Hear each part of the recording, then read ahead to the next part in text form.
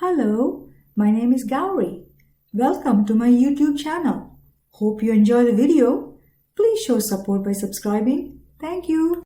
Part 1 Discussion of Ayurvedic Concepts as it relates to human body and the environment. In the Part 1 of two-part series, we delved deeply into the philosophy and concepts of the ancient science of Ayurveda and its increasing relevancy to today's complex lifestyle issues and prevalent but preventable life-threatening diseases. In Part 2, we cover the many practical applications of Ayurvedic lifestyle that we can incorporate on a day-to-day basis, no matter which part of the world we come from, and to keep increasing our joyful health and longevity. In our video today, taken in the form of question and answer, Dr. Seena from Somatheeram Ayurvedic Village in Kerala, India, joins us to enlighten and educate us about the meaning of Ayurveda and how it relates to the three gunas, namely Sattva, Rajas, and Tamas, and the three doshas, Vatta, Pitta, and Kapha, that all human beings possess. The intricate connectivity of gunas and doshas to the 5 basic elements of life: earth, water, fire, air, and ether or space or sky, also known as Pancha Mahabhutas in the ancient language of Sanskrit.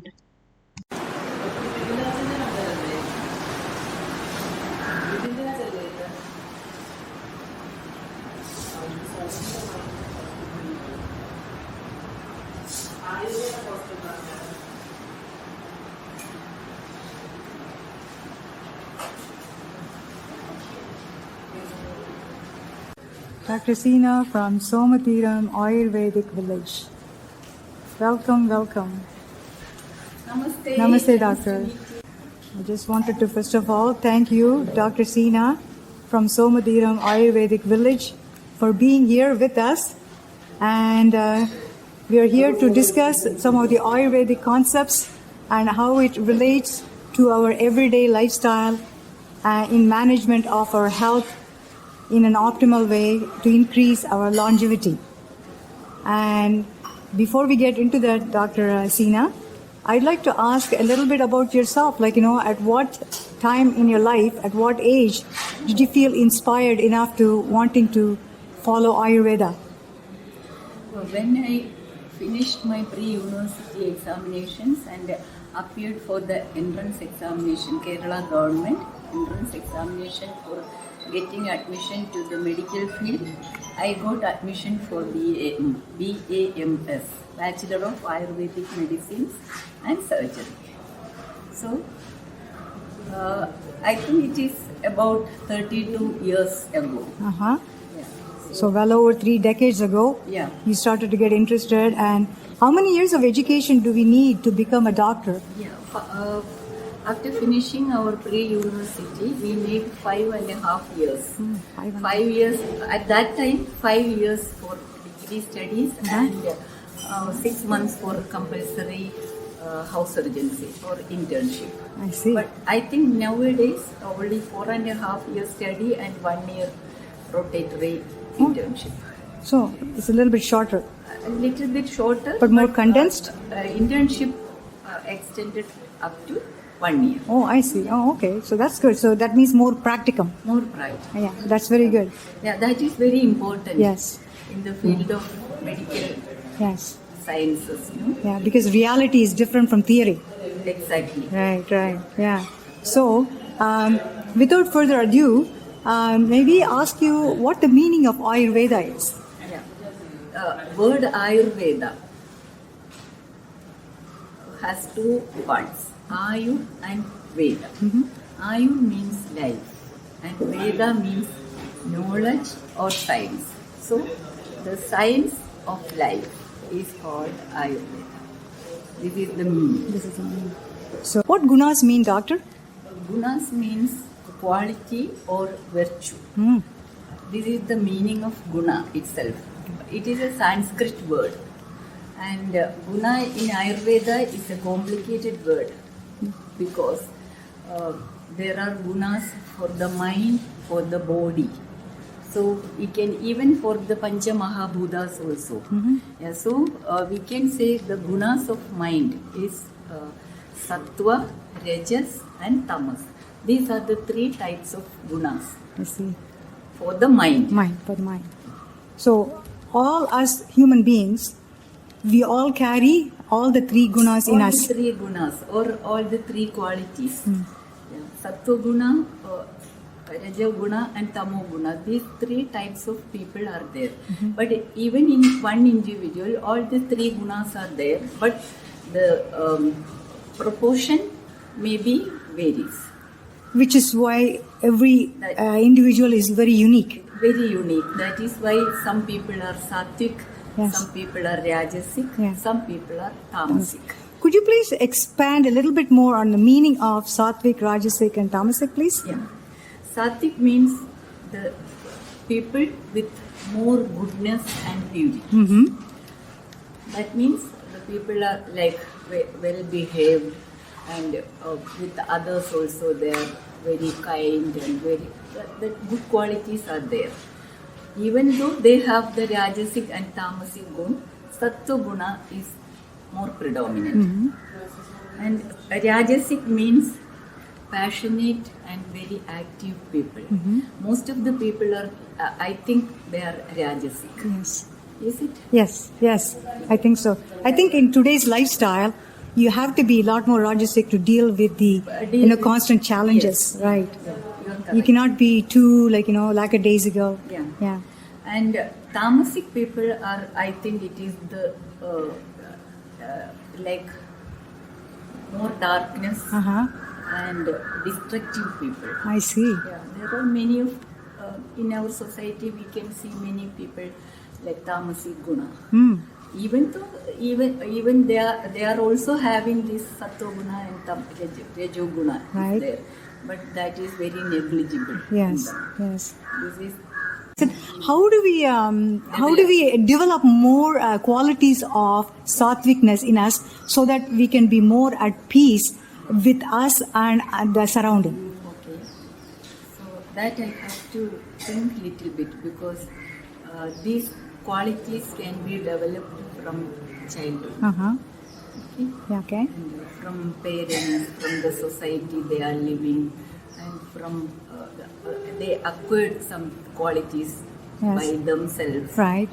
and through education, Right. and through the conversation, interactions with the other people in the society. Right. So by these methods, we can acquire sattvic gunas. Yes, that's what I'm getting at actually. So we can acquire, through studies and through reading good books and all that Reading books, knowledge, hearing- and through meditation, Yeah, yoga. meditation, hearing music, from the surroundings, Yes. from the environment, Exactly. from the nature. And from food, Yeah. and the type of food we choose. Yeah, and the food we choose. Yes. also, because some kind of food materials are very sattvic qualities, especially vegetables and fruits. Right. And vegetarian people are mostly sattvic people, I think. And the non-vegetarian who are eating meat. Right. Yeah. I think little tamo guna is there Yes. Yeah. in them. All matters contain the 5 elements. Yeah. And could you please explain what the 5 elements are and how do they relate to gunas? Okay. The 5 elements in the universe are air, space, fire, water, and earth. These 5 elements together we call as Pancha Mahabhutas. Each and everything, whether it is living or non-living, they all have the 3 gunas in them. The air is more sattvic. Okay. And space is rajasic. Okay.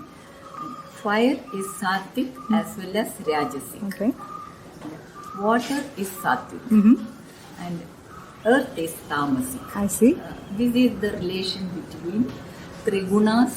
These 3 gunas we together call 3 gunas. 3 gunas. 3 gunas and Pancha Mahabhutas.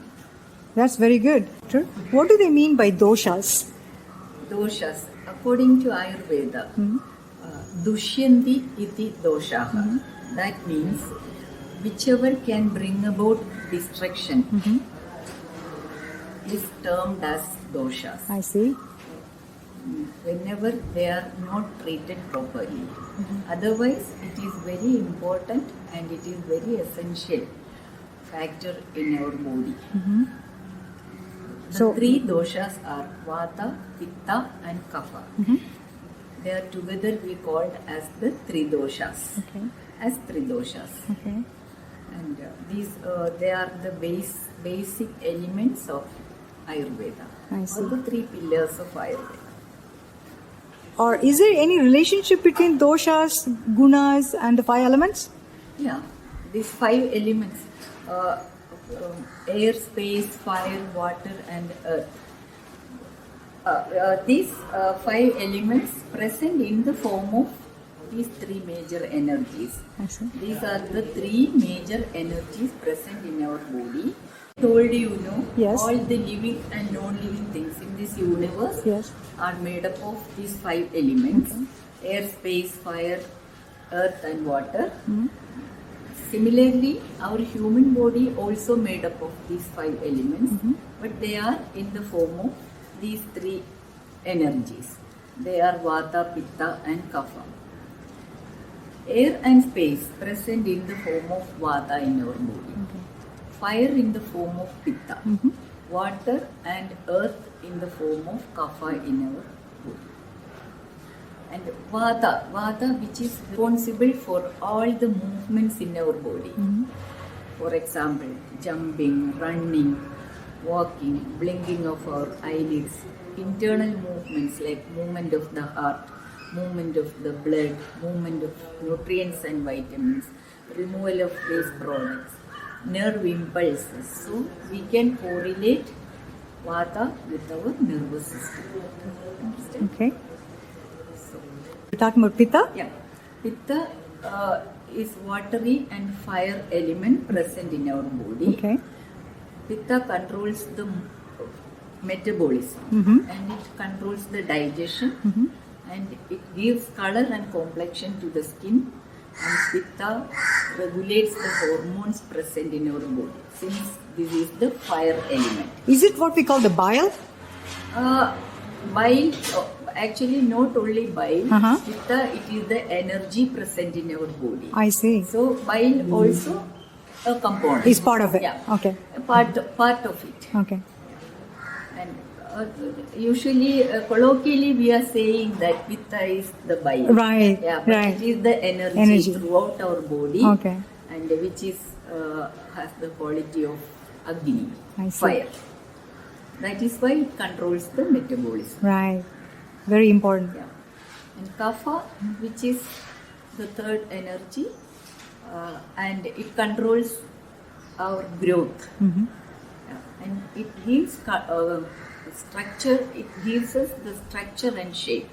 That is why each one of us is unique in this universe. And Kapha helps in the lubrication of joints. And it gives us the immunity power. That means resistance against diseases. This is very important nowadays. Yes, very, very important, especially with so much pollution that's present. Yeah, and this And stress. period, yeah, no, Corona period. Oh, and Corona period. Yeah. Yes, we shouldn't forget that. Yes. So this is the major functions of Vata Pitta. Each and every individual has these 3 doshas present in them, but it is not in the same proportion. So whenever there is an imbalance occur among this proportion, we say that we are sick. So the aim of Ayurvedic treatments is to maintain a harmony between Vata, Pitta and Kapha. And there is no existence in a single dosha in human body. It combined with other doshas, and that combination of doshas makes our body constitution or prakriti. For example, if a person who is having more vata then Pitta, and then Kapha, we call that individual is of Vatta Pitta type. Similarly, we can see Kapha Pitta, Kapha Vatta, Pitta Vatta, Pitta Kapha. We can categorize each and every individual according to the predominancy of the first two doshas present in them. That doesn't mean that the third one is absent. No. Of patients, even like myself, we all have, as we get older, high blood pressure, arthritis, diabetes, and everything, and we take a lot of allopathic medicines every day. Is there any conflict in following Ayurvedic diet and lifestyle, as well as, in parallel, following an allopathic medication as well? Yeah, this is a very relevant issue nowadays. People who are coming here for Ayurvedic treatments, most of them having many kind of allopathic medications for some diseases that they had long back. Yes. For example, some people are coming with post-myocardial infarction or lifestyle disorders like hypercholesteremia, blood pressure, hypertension, and diabetes, and some kind of other issues. We, after the consultation, we have very carefully asking them about these medications, what they are taking, and our medication. Before administering any kind of Ayurvedic medications, we will take a detailed consultation from the patients who are coming here for Ayurvedic treatments, whether they are taking medications or not. That means the history of their medications. Yes. So when we get that details, we adjust our medications and their medications in order to avoid any kind of drug reactions. We take measures. With medicines, we will ask them whether they are taking any kind of medication for their past illness or any regular medications they have. So we will give an interval like 1 hour or half an hour between them. So there won't be any adverse effect after taking both the medications. And our in Somatheeram we are using all the medicines with GMP certification. Could you please, doctor, tell us about what Agni means and digestive fire? Yeah, Agni is a Sanskrit term which means fire. Agni, in turn, in some Samhitas it is termed as Pitta. It is the fire element. So Agni, which is very essential for digestion, assimilation, absorption of the food materials what we are eating, when it goes into the intestine, into the stomach, there is a specific Agni which is called Jadhara Agni, which is very essential for the absorption and assimilation of these food materials. And so this digestive fire is very important because if we don't have proper digestive fire within us, it can create a lot of diseases. Yeah. So how do we maintain this digestive fire? In order to boost the digestive fire, we have to take a healthy food, and we have to maintain a very good lifestyle, and we have to keep a very good daily routine. Then our digestive fire can be Maintained throughout our life. I see. So this is what they call a digestive fire, like when they say, don't drink cold juice first thing in the morning or something because it will put out the Agni in your belly. Yeah. Actually, Agni, it is the fire element, but if we drink cold food, the Agni will become Mandagni. Mandagni means very low digestive fire. So the digestion won't take place and it becomes ama in our body, in our digestive system. And that makes, this ama makes all the it is the root cause for all the diseases. Ama.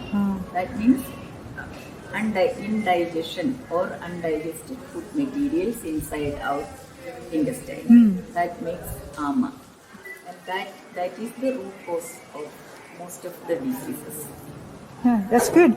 There's something I read very interesting about this. Like for all of us, if we have consumed some food, and a couple of hours later, if we look at our tongue in the mirror, and if we still had a white coating, I understand that means the digestion is not complete yet. Yeah. Could you please explain a little bit of that? That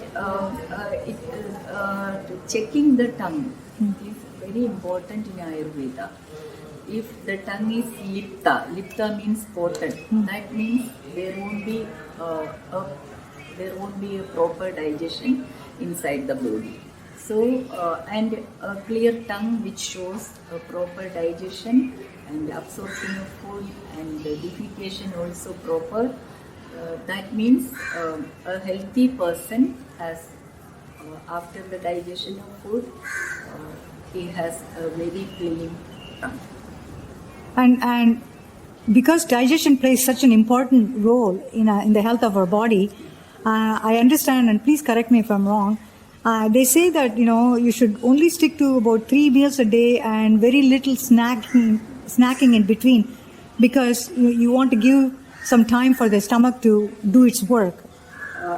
Taking food in proper intervals of time keeps our body very healthy, because the digestive fire, it needs some time in order to digest the food and in order to absorb the food by the body, and the waste food materials in the form of feces. So we have to give a specific interval of time to take food. Yes. Okay. Please come and sit. Can I just ask about rasa? Yeah. Okay. Rasa also a term which we can see in many places in Ayurvedic field. Yeah, this is the ultimate essence of the digestion. I see. It is one of the first dhadus in our body. Sapta dhadus. Rasa, Rekta, Mamsa, Medas, Asti, Majja and Shukla. Okay. These 7 elements are called Sapta dhadus. Okay. Our human body is made up of these 7 elements. Okay.